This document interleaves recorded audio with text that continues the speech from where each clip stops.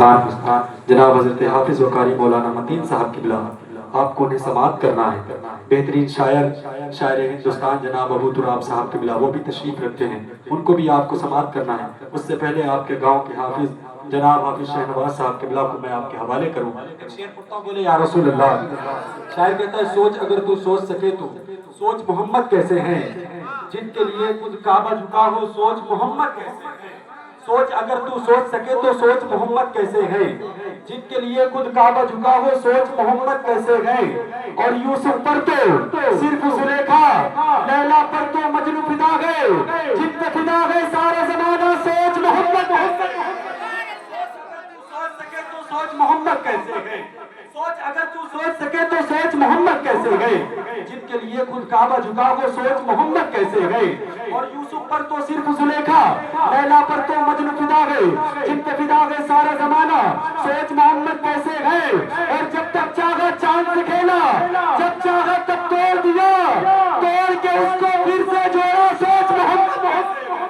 جب تک چاہا چاند سے کھیلا، جب تک چاہا چاند سے کھیلا، جب چاہا تب توڑ دیا، توڑ کے اس کو پھر سے جوڑا سوچ محمد کیسے گئے۔ اور اپنے جیسا سوچ رہے ہو کتنا گھٹیا سوچ رہے ہو، کھول اپنے ذہن کا دریچہ سوچ محمد اپنے جیسا سوچ رہے ہو کتنا گھٹیا سوچ رہے ہو، کھول اپنے ذہن کا دریچہ سوچ محمد کیسے گئے۔ ایک مرتبہ ہاتھوں کو اٹھا کر کے بولے یا رسول اللہ۔ ایک شاعر کہتا ہے چاک دامن کبھی سیاہ ہی نہیں اور شکوہ کبھی کیا ہی نہیں، دے رہا تھا مگر حکارت سے میں بھی خوددار تھا لیا ہی نہیں۔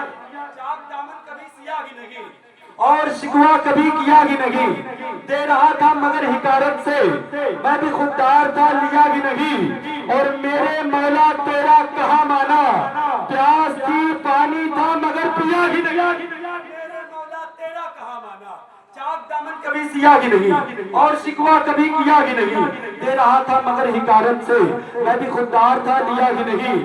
میرے مولا تیرا کہاں مانا، پیاس تھی پانی تھا مگر پیا ہی نہیں۔ اور جب دل میں عشق مصطفیٰ ہی نہیں تو دل دھڑکنے کا کچھ مزہ ہی نہیں۔ سن لیا سب حضور نے میرے اور ابھی میں نے کچھ کہا ہی نہیں۔ جو بھی آیا درے حضور کے پاس، جو بھی آیا درے حضور کے پاس ایسے بیٹھا کہ پھر اٹھا ہی نہیں۔ جو بھی آیا درے حضور کے پاس ایسے بیٹھا کہ پھر اٹھا ہی نہیں۔ استقبال کریں نعرہ تکبیر، ہاتھ اٹھا کر بولے نعرہ رسالت، نعرہ رسالت۔